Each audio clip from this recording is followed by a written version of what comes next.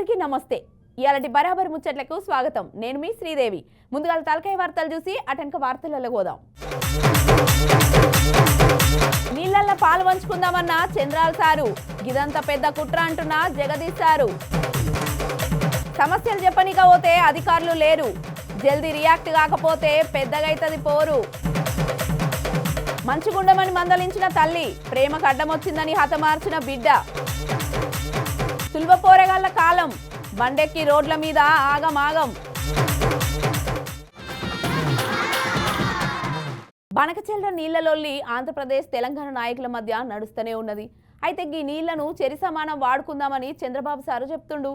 గా విషయంలో తెలంగాణ జనాలకు అన్యాయం జరుగుతుందని తెలంగాణ ప్రతిపక్ష నాయకులు మస్తు గరమైతున్నరులా. జగదీష్ సార్ ఏం చెప్తున్నారో ఇనుర్రి. గోదావరి నీళ్లు వాడుకునే అవకాశం ఇద్దరికీ ఉంది, ఇద్దరు వాడుకునే అవకాశం ఉంది. 100 సంవత్సరాల చరిత్ర చూస్తే 3000 టీఎంసీ నీళ్లు సముద్రంలోకి పోతున్నాయి. చంద్రబాబు సార్ ఉండి గోదావరి నీళ్లు 2 రాష్ట్రాలు వాడుకునే అవకాశం ఉందని చెప్పిండు కదా. గంతేకాదు, చంద్రబాబు సారు గోదావరి నదిని కావేరి నదిని లింకు చేస్తే ఇంకా బాగుంటుంది, ప్రయోజనాలు ఎక్కువ ఉంటాయని చెప్పిండు. దాని మీద అయితే మాజీ మంత్రి మరియు ఎమ్మెల్యే అయిన జగదీష్ సార్ అయితే జరకత గుస చేస్తున్నాడు. గోదావరి నది కావేరి నది లింకు లేదని చెప్పేసి LWD ఎప్పుడో స్పష్టం చేసింది. మళ్ళా ఇప్పుడు గా అంశం మీద ఎందుకు మాట్లాడుతున్నాడు అసలు చంద్రబాబు? కేంద్రం అధికారంలో ఉన్నప్పటికీ కూడా ఛత్తీస్గఢ్ సర్కారు గోదావరి కావేరి నదులను అయితే లింకు చేసేదేలే అని చెప్పేసి అప్పుడే వ్యతిరేకించింది. కానీ గోదావరి కావేరి నదులను లింకు చేస్తామని చెప్పేసి చంద్రబాబు అన్ని మాయ మాటలు చెప్తున్నాడు. ఈ బీజేపీ నాయకులు జరగి చిల్లర రాజకీయాలు పక్కన పెట్టి మాట్లాడాలి అని చెప్పేసి గుస చేస్తున్నాడు. ఒకసారి ఆయన మాటలేనుర్రి. ఇది తెలంగాణ రాజకీయ పార్టీల మధ్యన పంచాయతీలాగా సృష్టించే ప్రయత్నం చేస్తూ ఉంది. కేవలం తెలంగాణ రాజకీయ పార్టీల వాళ్ళని పిలిచేసి చర్చలు పెట్టి మీరేం చేసిరని చెప్పి అనిపించి దీన్ని పూర్తిగా పక్కదారి పట్టించి వాళ్ళు వేసుకపోవడానికి కావాల్సిన వాతావరణం కల్పించడానికి ప్రయత్నం చేస్తూ ఉంది. దీని విషయంలో కూడా అన్ని పార్టీల రాజకీయ నాయకులు జాగ్రత్తగా ఉండాల్సిన అవసరం ఉంది. ఇది మన పంచాయతీ కాదు, ఇది మన బజార్ పంచాయతీ కాదు, ఇది బతుకుదూరు పంచాయతీ. గిది నీళ్ల కోసం జరిగే పంచాయతీ. గీ పంచాయతీని ఒక వర్గం మీడియా ఏం చేస్తుందంటే పథకం ప్రకారము తెలంగాణ రాజకీయ పార్టీల మధ్య పంచాయతీ లెక్క చూపిస్తున్నది. అయినా గిది బజార్ పంచాయతీ కాదు, బతుకుదెరువు పంచాయతీ. కానీ కొంతమంది తెలంగాణల బీఆర్ఎస్ బీజేపీ కాంగ్రెస్ మధ్యలో జరిగే పంచాయతీ లెక్క చూపిస్తున్నారు. ఇక మేము ఇక్కడ కొట్లాడుకుంటుంటే పార్టీలన్నీ నీళ్ళన్నీ మీరు అనుకోబోతారన్న సెన్సులో మాట్లాడుతున్నాడు సారు. గంతేకాదు, మోడీకి చంద్రబాబుతోని అవసరం ఉంది కాబట్టి గాయన ఏం మాట్లాడతలేడు. కానీ తెలంగాణలో బీజేపీ ఎంపీలను గెలిపించింది మాత్రం తెలంగాణ ప్రజలు.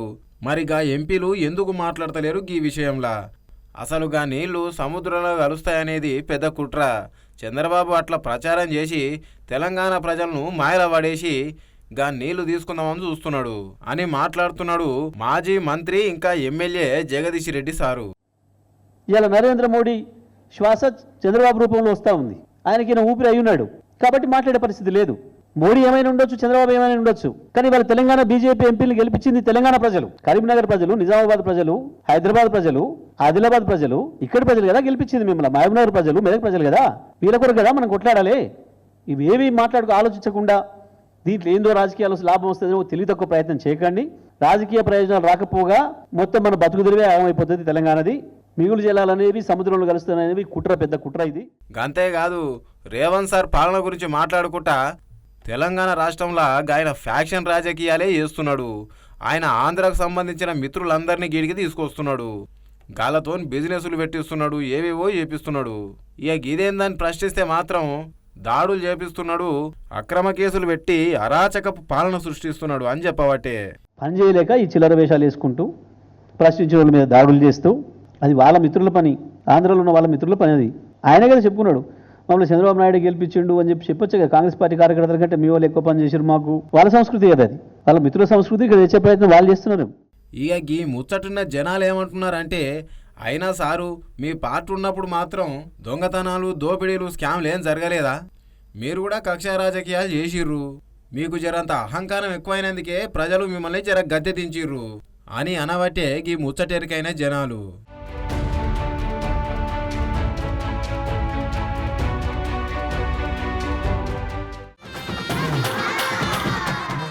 అబ్బాబ్బా గీ కాలంలో పోరగాళ్ళు ఎంత తుల్వ చేష్టలు చేస్తున్నారంటే గా వాళ్ళ పానాలు తీసినా గానీ లెక్క చేస్తలేరు.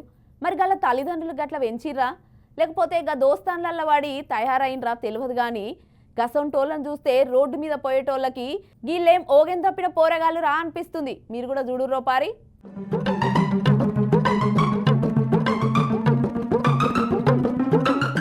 వాయబ్బా, మా కాలంలో అయితే గింతత్తుల పోరాగాళ్ళం చూలే. ఇగో గీ బైక్ మీద చూడురు ఎట్లా పోతున్నారు. 1 2 3 4 5 6 7 అమ్మా హాయ్ కూడా చెప్తున్నారు కదా వీడియో తీస్తుంటే. గింతనన్నా భయం భక్తి లేదు గీ పోరగాళ్ళకు. పుసుక్కున్న పయ్య స్లిప్ అయ్యో లేకపోతే అవతల నుంచి ఏదన్నా వచ్చి తలిగిందనుకో పరిస్థితి ఏమవుతుందనేది కూడా గీ పోరగాళ్ళకు దిమాకులోకి వస్తలేదు.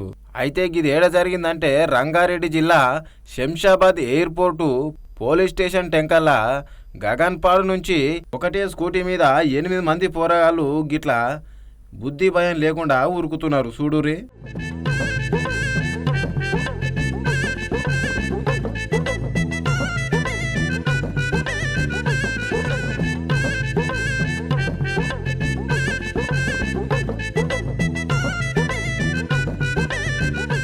మనం బండి తీసుకొని రోడ్డు మీద పోతేనేమో ఎవడొచ్చి తలిగేస్తాడో అని ఒకటే భయపడతాం.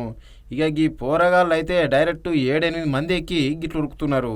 ఇక గీ పోరగాళ్ళని చూసిన కొంతమంది ఆ రోడ్డు మీద పోయేటోళ్ళు ఉంటారు కదా వీడియో తీసి ఆయన డీసీపీకి ఫిర్యాదు చేసిరుగా శంషాబాద్నే. ఇక గీ దాని మీద రాజేంద్రనగర్ ట్రాఫిక్ ఇన్స్పెక్టర్ రాజేందర్ గౌడ్ వెంటనే రియాక్ట్ అయ్యి గా పోరగాళ్ళను పట్టుకున్నాడు. శంషాబాద్ ఎయిర్పోర్ట్ పోలీసు వాళ్ళకు అప్పగించిండు. వీళ్ళందరి మీద కేసు అయితే నమోదైంది. గీల వివరాలు ఏందనే చెప్పేసి కనుక్కుంటున్నారట. సోషల్ మీడియా సెల్ నుంచి మాకు ఫిర్యాదు అందింది. దాని సారాంశం ఏమంటే ఎక్స్ వేదికగా వారికి వచ్చిన ఫిర్యాదు మేరకు మాకు అందజేయడం జరిగింది. ఆ ఫిర్యాదును మేము పరిశీలించిన ఒక వీడియోలో 2 వీలర్ పైన 8 మంది వ్యక్తులు అతి ప్రమాదకరంగా వేగంగా మరియు ఇతరులకు హాని కలిగించే విధంగా వాహనాన్ని నడిపిస్తున్నారు. మరియు నేషనల్ హైవే రోడ్డు పైన అతి ప్రమాదకరంగా నడిపిస్తున్నట్టుగా గమనించడం జరిగింది. దాని ఆధారంగా మేము బండిని ట్రేస్ చేయడానికి స్పెషల్ టీమ్ ఫామ్ చేసి బండిని మరియు బండిపై ఉన్నటువంటి 8 మంది వ్యక్తులను అదుపులోకి తీసుకోవడం జరిగింది. వారిని విచారించగా రీల్స్ చేయడం కోసమని గగన్పాడు నుంచి సాతంబాయి వరకు వాళ్ళు 8 మంది బైక్ పైన బాధితారాహిత్యంగా వెళ్ళినట్టుగా మేము అబ్జర్వ్ చేయడం జరిగింది. దాని గురించి ఆ 8 మంది వ్యక్తులపైన తగిన చర్య తీసుకోవడానికి ఆర్జీఐ పోలీస్ స్టేషన్ కి అప్పచెప్పడం జరిగింది. వీళ్ళని చూస్తుంటే పోరగాళ్ళందరూ స్కూల్ పోరగాళ్ళ లెక్కనే ఉన్నారు. అందరు మైనర్ల లెక్కనే ఉన్నారు. ఎవ్వరు పెద్దోళ్ళు లేరు. మరి తల్లిదండ్రులు ఇట్లా పెంచి పాడవుతారా లేకపోతే ఈ షెడ్డ దోస్తుగాళ్ళు అందరు కలిసి ఇట్లా తయారవుతారా? ఈ కాలం పోరగాళ్ళు అయితే స్కూల్ ఏజీలో సిగరెట్లు మందులు పాన్పర గుట్కలు అన్ని తింటున్నారు. అంటే జీవితం అంటే భయం లేదు ఈ కాలం పోరగాళ్లకు. ఏదైతే కదా మా అమ్మ చూసుకుందాం అంటారు. ఆఖరికి ఏంటికి వనికి రాకుండా పోతారు. ఇది చూసే తల్లిదండ్రులు జర మతికి పెట్టుకోర్రి. అమ్మో మా పిల్లగాడు గట్ల కాదు మంచోడని అంటారు. గది ఇంట్లో ఉండొచ్చు కానీ రోడ్డు మీదకి పోయినాక మీ పోరగాడు ఏం చేస్తాడనేది మీకే తెలియదు.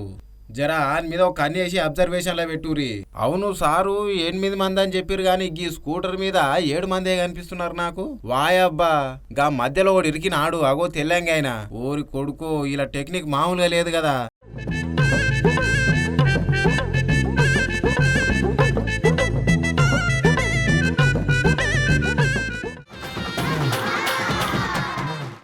ఏం సమాజమో ఏమో పోర్రి. మొగ పొరగాళ్ళే అనుకుంటే ఆడపిల్లలు అంతకన్నా ఘోరంగా తయారవుతున్నారు. లవ్ అంటే ఏందో తెలియని వయసులా లవ్ అనుకుంటా కథలు పడ్డది.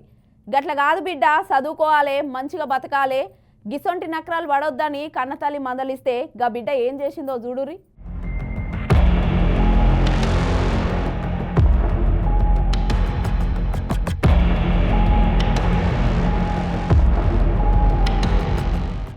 ఈ కాలంలో కొంతమంది ఆడోళ్ళు ఎట్లున్నారంటే రాక్షసులు లెక్క మారిపోతున్నారు. సొంత కుటుంబ సభ్యులనే చంపుకుంటున్నారు చిన్న వాటి కోసం. అసలు గీ ఇన్స్టాగ్రాములు వాట్సాప్లు గీ సోషల్ మీడియా ఎప్పటి నుంచి వచ్చిందో గప్ప నుంచి అయితే గీ క్రైమ్ రేటు ఇంకా ఎక్కువైంది. ఫేస్బుక్లో ఎవడో ఒకటి తగులుతాడు, గాంతో లవ్వు. ఇన్స్టాగ్రామ్లో ఇంకోటి తగులుతాడు, గాంతో లవ్వు. కథం గండ్లనే మాట్లాడుకొని ఇక లవ్ చేసుకొని ఎవడన్నా అడ్డం వస్తే అని చంపేస్తారు. గసోటిదే ఇప్పుడు నేను చెప్పబోయే ముచ్చట కూడా. హైదరాబాద్ మేడ్చెల్ల జీడిమెట్ల ఏరియాల కన్న తల్లినే ఘోరంగా హత్య చేసి చంపింది ఒక కన్న కూతురు. ఇగో గీ ఫోటోలో కనిపిస్తుంది కదా అక్క, గీమెనామె మంచిగున్నది అక్క, ఉద్యమరాలు లెక్కున్నది. గంతేకాదు లోకల్లా ఉన్న ఉద్యమకారులు నాయకులతోని మంచిగా కలిసిమెలిసి ఉంటుందంట, ఉద్యమాలు చేస్తుందంట, పెద్ద పెద్ద నాయకులు కూడా తెలుసంట. గంత మంచి పేరున్నదట గీ అక్కకు. అయితే గీ అక్క పేరు అంజలి, 39 ఏళ్ళుంటాయి. ఇక కూతురు పేరు వచ్చేసి తేజశ్రీ. గీలుండే ఏరియా ఏదంటే ఎల్ఎన్బి నగరు.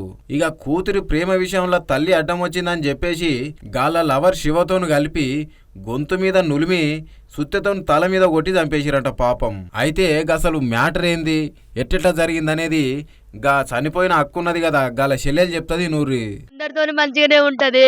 దాని బిడ్డకు ఇన్స్టాగ్రామ్ లో శివ అనేటోడు పరిచయం అయిందంట. అది ఒక 5 days కింద లేచిపోయింది. 5 days కింద లేచిపోతే పోలీస్ స్టేషన్ లో కంప్లైంట్ ఇచ్చిందంట. పోలీస్ స్టేషన్ లో కంప్లైంట్ ఇస్తే సార్ వాళ్ళు వెళ్ళి అబ్బాయిని తీసుకొచ్చి అమ్మాయిని తీసుకొచ్చిల్లంట. నా బిడ్డ 3 రోజుల నుంచి వాడింట్లో ఉంది, నా బిడ్డకి ఏమన్నా అయిందేమో ఒకసారి టెస్ట్ చేయండి సార్ అంటే కోర్టు తీర్పు వస్తుంది, ఇవాళ చెక్ చేపిద్దామని చెప్పి సార్ మంగళవారం పెడదామని సిఐ గారు అన్నారంట. అక్కడ నుంచి దాన్ని ఇంటికి తీసుకొని వచ్చింది. మరి వాళ్ళని ఎట్లా ఇడిచిపెట్టిలో నాకు తెలియదు సార్, వాళ్ళ లోపలనే ఉండే, వాడు ఎట్లా బయటకు వచ్చిందో తెలియదు. మా అమ్మ ఇంట్లో ఉంది పూజ చేస్తాంది రమ్మని బిడ్డ పిలిచిందంట.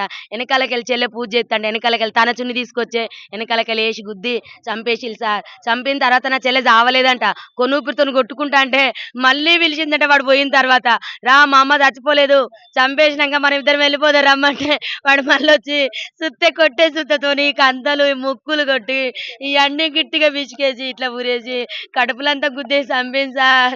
నా చెల్లె ముక్కు నుంచి బ్లడ్, నోటి నుంచి బ్లడ్, ఇల్లంతా పెలుగులాట చేసింది. వాళ్ళిద్దరితో మస్తు కొట్లాడింది నా చెల్లె బ్రతకడానికి, కానీ అవ్వలేదు. నా చెల్లె పెద్ద బిడ్డ చేసింది సార్, దాని వల్ల లవర్ చేసింది సార్ శివ అనేటోడు. అయితే తేజశ్రీకి ఇన్స్టాగ్రామ్లా శివ అనే ఓ పోరగాడు పరిచయం అయిందంట. ఇక ఆయనతో లవ్లుండి గాలింటికే పోయి బతుకుడు మొదలుపెట్టిందంట గీ పోరి. ఇక తల్లి పోయి కంప్లైంట్ ఇచ్చి మా కూతురు గాలి ఇంట్లుంది అని పోలీసులకు కంప్లైంట్ ఇచ్చి కూతుర్ని జర మందలిచ్చిందంట. గంతే ఇక పూజ గదిలో ఉన్నప్పుడు గాళ్ళ లవర్కు ఫోన్ చేసి ఘోరంగా తల్లిని కొట్టి చంపిరంట. తేజశ్రీకి 16 ఏండ్లే, ఇంకా 10వ తరగతే చదువుతున్నది. శివ అనే పోరానికేమో 19 ఏండ్లు.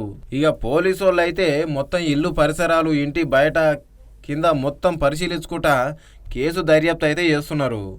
ఏం పుట్టుక పుట్టిర్రా నాయన, మీరు అసలు పిల్లలేనా, కన్న తల్లిని చంపుకుంటారు. కనీసం మీది ప్రేమించే ఏజ్ కూడా కాదు. శరీరంలో జర కొవ్వెక్కువయ్యి లవ్వు గివ్ అని చెప్పేసి పనికిరాని మాటలన్నీ మాట్లాడుకుంటా ఆఖరికి కన్న తల్లినే చంపుకున్నారు. మీరు అసలు మనుషులా రాక్షసులా అని చెప్పేసి గాల ఇంటి చుట్టూన్న జనాలు గీ విషయం తెలిసిన మనుషులైతే ఘోరంగా తిడుతున్నారు గాల కూతుర్ని. అంతేకాదుల్లో అక్క సాకలేయలమ్మ ముని మనవరాలంట. అగో ఫోటోలో చూడుర్రి, జోరుదారు డప్పు పట్టుకుని ఉన్నది, అంటే మంచి ఉద్యమకారురాలే.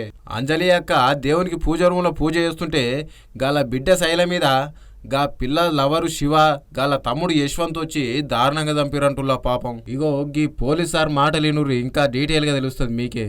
హత్య గురైందనే సమాచారం వచ్చింది. దాంతో ఇమీడియట్గా SHO జీడిమెట్ల అండ్ స్టాఫ్ వచ్చి పరిశీలించగా 39 సంవత్సరాల వయసున్న అంజలి అనే మహిళ చనిపోయి కనిపించింది. తర్వాత ఆ మృతికి సంబంధించిన కారణాలు మా సిబ్బంది ఇన్వెస్టిగేట్ చేయగా ఆరా తీయగా తెలిసింది ఏంటంటే ఈవిడికి 2 కూతుర్లు ఉన్నారు.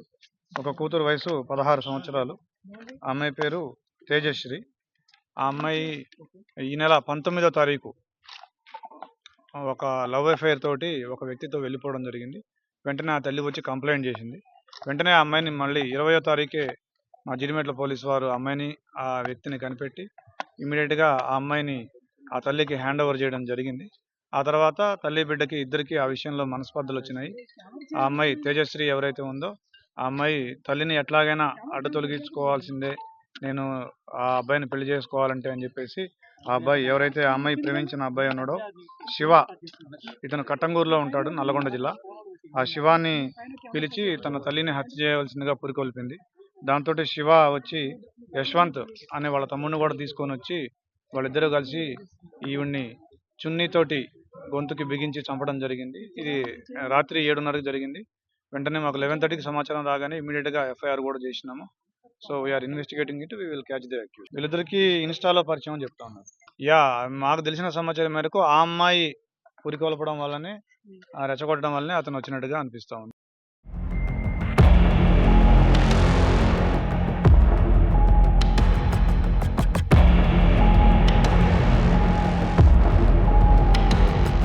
ఇలా మా సీన్ గాడు ఏం ముచ్చట ముందటేసుకున్నాడో చూద్దాం పారి. హాయ్ మధు. హలో.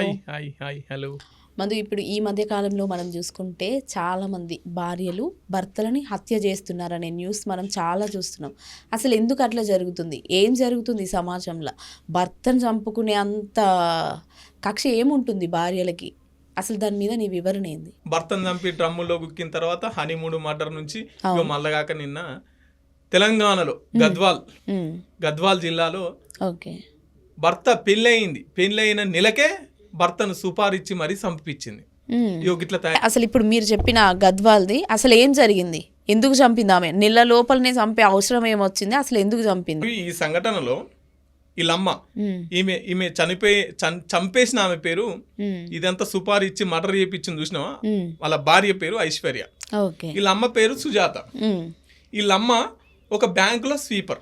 ఈ ఊడ్చిన ఆమె బ్యాంకు మేనేజర్ తోనే ఎఫ్ఐఆర్. బ్యాంకు మేనేజర్ మారుతి రామంటంతో వీళ్ళిద్దరు ఎఫ్ఐఆర్ పెట్టుకున్నారు. ఎఫ్ఐఆర్ పెట్టుకున్నాడు ఊకుంటాడా, ఇంట్లోకి వచ్చిపోతుండేది. ఇంట్లోకి వచ్చి వ్యవహారాలను కొనసాగిస్తున్నప్పుడు ఆ కండ్లు కాస్త బిడ్డ మీద పడ్డాయి, బిడ్డ ఐశ్వర్య మీద పడ్డాయి.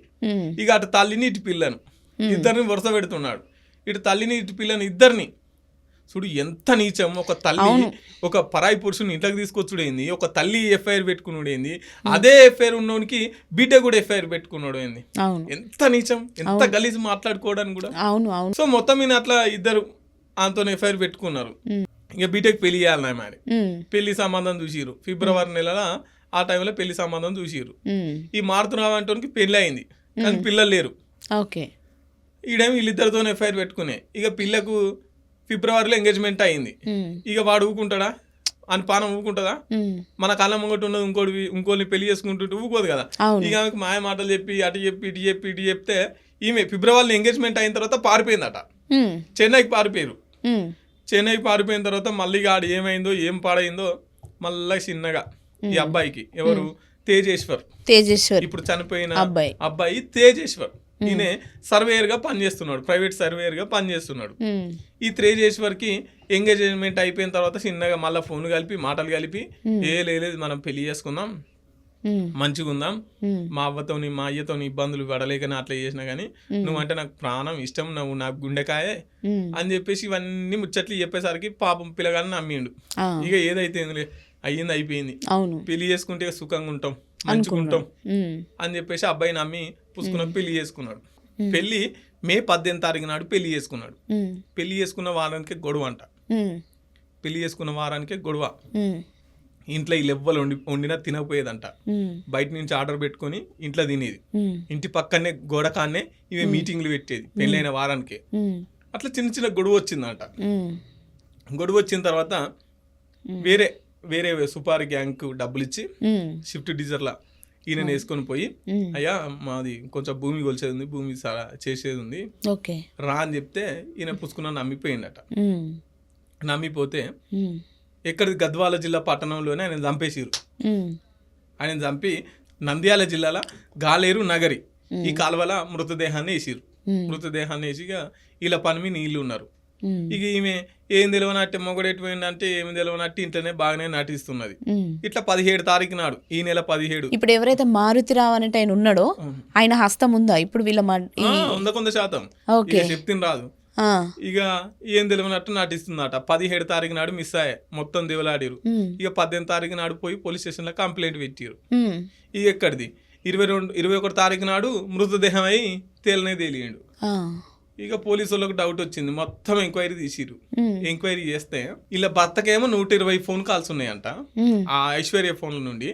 అవతల బ్యాంక్ ఉద్యోగి మారుతిరావు ఉండి చూసినావా, ఆయనకేమో 2200 ఫోన్లు కాళ్ళు ఉన్నాయట. నెల లోపట్ల 2200 ఫోన్ కాల్స్ ఉన్నాయి. ఈమె ఐశ్వర్య ఈమె పెళ్ళెవల్ని చేసుకుంది, ఎవరితో మాట్లాడుతుంది. ఇక వాడు మొత్తం మాస్టర్ ప్లాన్ వేసి ఎట్లా చంపుదాం, ఎట్లా చేద్దాం, ఏం చేద్దాం, ఇట్లా 5 సార్లు రెక్కి నిర్వహించిరట. 5 సార్లు ఫెయిల్ అయిపోయింది. వీళ్ళ హస్బెండ్ బైక్ కి జిపిఆర్ఎస్ ఓకే జిపిఆర్ఎస్ పెడితే ఈయన బైక్ ఎక్కడ దాకపోతుంది, లొకేషన్, ఓకే. ఏడ తిరుగుతున్నాడు, ఏ టైంకి ఇంటికి వస్తున్నాడు, ఇవన్నీ తెలుస్తాయి కదా. ఏ టైంలో ఎక్కడ ఉంటున్నాడో అనే ఇన్ఫర్మేషన్ తెలిసిపోతుంది. సుపార్ ఇదంతా ముందుగానే మాస్టర్ ప్లాన్ చేసుకున్నారు. అవును. ఎట్లనే చెప్పేసి చంపేయాలి. అట్లా వాని బైక్ జిపిఆర్ఎస్ పెట్టి పెళ్ళైన నెలకే సుపార్ ఇచ్చి డబ్బులు ఇచ్చి ఓ ముగ్గురితోని హత్య చేపిచ్చి ఇయ్యాల అన్యం పుణ్యం ఎరగని పుసుకున్న నమ్మి పెళ్లి చేసుకున్నోని పానాన్ని తీసేసింది. ఇంట్లో ఆమె తల్లి సుజాత, పిల్ల ఐశ్వర్య, బ్యాంక్ ఉద్యోగి మారుతిరావు. ఇంకిదే కాకుండా ఇవి ఇంకో 6గురితోనే ఎఫ్ఐఆర్లు ఉన్నాయట. ఇంకో 6గురిని కూడా మెయింటైన్ చేస్తుంది. ఓకే చూడు, ఆయన మంచి ఉద్యోగం, మంచి ఇల్లు, మంచి జీవితం. అవును, మన జీవితంలోకి ఎందుకు పోయినావు? ఇష్టం లేకపోతే చేసుకోకు. నువ్వు వాళ్ళ తండ్రి లేదు, నీకు ఇష్టం, పెళ్లి అయింది, పుసుకుని అటు ఇటు ఏమో కర్మగాలి పెళ్లి అయింది. అవును, అయినా విడాకులి సంపడం ఏంది? సంపే అధికారం ఎవడిచ్చిండు? అంతే. ఎట్లా చంపుతావు నువ్వు? దీన్ని బట్టి ఏమి నేర్చుకోవాలంటే, చూసే సమాజం ఒక ఆడపిల్లకు ఏ విధంగా మనం సపోర్ట్ చేయాలనో ఆ విధంగానే సపోర్ట్ చేయాలి. అతిగా సపోర్ట్ చేస్తే గివే ఎదురైతే సిగ్గుండాలిగా కొంచెమైనా తల్లికి. తల్లి పేరు పెట్టుకున్నాక బిడ్డ పెట్టుకోదా? తల్లి ఒకరితో పెట్టుకుంటే బిడ్డ 6గురితో పెట్టుకునే కొంచెమన్నా ఉండాలి కదా. గిసొంటి సంఘటనలు గిసొంటి ఉన్నాయి. కాబట్టి ప్రియమైన తల్లిదండ్రులారా, భార్యలారా, ఒక్కసారి ఆలోచించండి, సమాజాన్ని అర్థం చేసుకోండి. మీకు ఇష్టాలు లేకపోతే పెళ్ళిళ్ళు చేసుకోకండి. థ్యాంక్ యూ మధు, మంచి ఇన్ఫర్మేషన్ ఇచ్చినావు. జనాలకు ఏమన్నా సమస్యలు వస్తే చెప్పనీకే ఏడికి పోతాం? అధికారులున్న ఆఫీస్ దగ్గరికి పోతాం. తీరా చూస్తే గా ఆఫీస్లో ఆఫీసర్లు లేరనుకోర్రి, మన కష్టాలు ఎవరికి చెప్తాం? ఆఫీసులో ఉన్న కుర్చీలకు చెప్తామా? గవి మన మాటలు వింటాయా? గా కుర్చీలు మనం తీసుకుపోయిన పేపర్ల మీద సంతకాలు పెడతాయా? గందుకే గీ అన్నోళ్ళు ఏం చేసిరో చూడు రోపారి.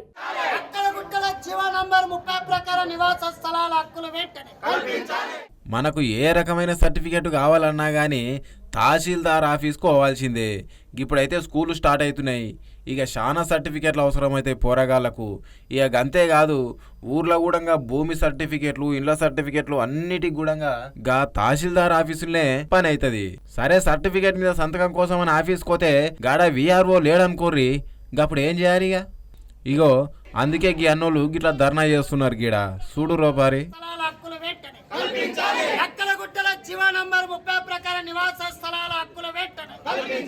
అసలు ఈ ఆఫీసులో విఆర్ఓనే కాదు, విఆర్ఓకు సంబంధించిన ఒక్క సిబ్బంది కూడా లేరంట.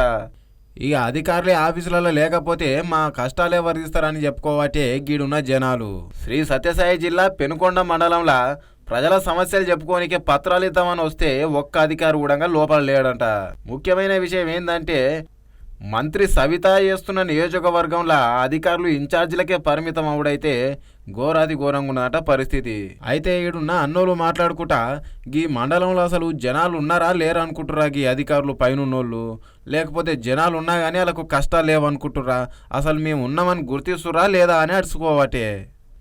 విఆర్ఓ ఆఫీస్కి వస్తేనేమో సచివాలయం కోమంటారు, సచివాలయం పోయి సంతకాలు పెట్టించుకుందామంటే విఆర్ఓ ఆఫీస్కి కోమంటారు. ఇక మేము ఎక్కడ పోవాలి? ప్రభుత్వంలో ఉన్న నాయకులేమో పెద్ద పెద్ద పథకాలు పెట్టి వాటికి కోట్లు ఖర్చు చేస్తున్నారు, కానీ ఈ ఆఫీసులో ఒక తహసీల్దార్ని నియమించనికే మాత్రం గింత నిర్లక్ష్యం వహిస్తున్నారు.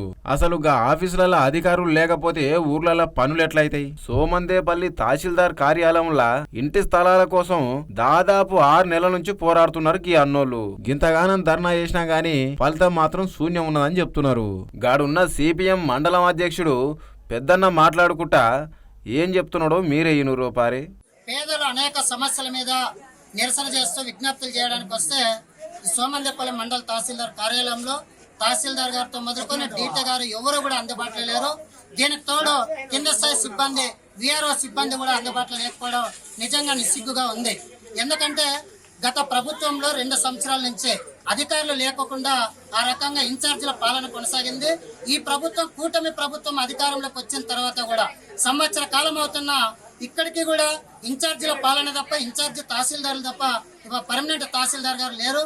ఇక్కడ మేము ఒకటే అడుగుతున్నాం ఈ ప్రభుత్వాన్ని, ఈ మండలంలో ఉన్నటువంటి పేదలు, ప్రజలు, రైతులు, వ్యవసాయ కూలీలు వీళ్ళు మనుషులుగా గుర్తిస్తున్నారా లేదా? అయితే ఈ మండలం లేదంటే ఈ మండలంలో ప్రజలకి సమస్యలు లేవా? దీన్ని గుర్తించాలా, దీన్ని ఆలోచించాలని చెప్పేసి పాలకులకు మేము విజ్ఞప్తి చేస్తున్నాం. గది ముచ్చట. ముఖ్యంగా పెనుగొండ నియోజకవర్గంలో అయితే ఈ ఇన్ఛార్జీల పాలన జరుగుతుందట. ఎన్నోసార్లు వినతి పత్రాలు ఇచ్చిర్రంట, మాకు పర్మనెంట్గా ఒక తహసీల్దార్ కావాలని చెప్పేసి. అయినా కూడా పట్టించుకోలేదంట పైనున్న అధికారులు.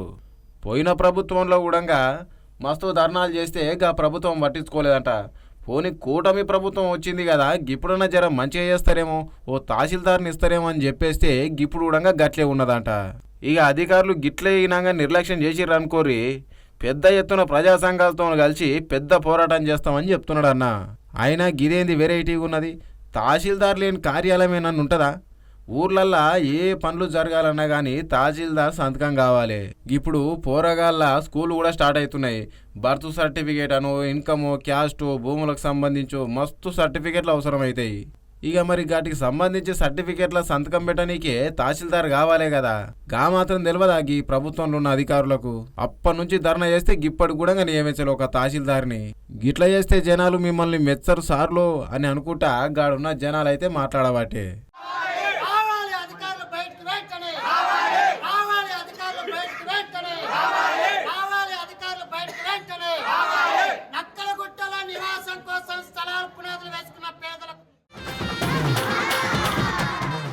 ఇక గీ అన్నట్టు ఇలాంటి బరాబర్ ముచ్చట్లు రేపటి బరాబర్ ముచ్చట్లల్లా మళ్ళా కలుద్దాం.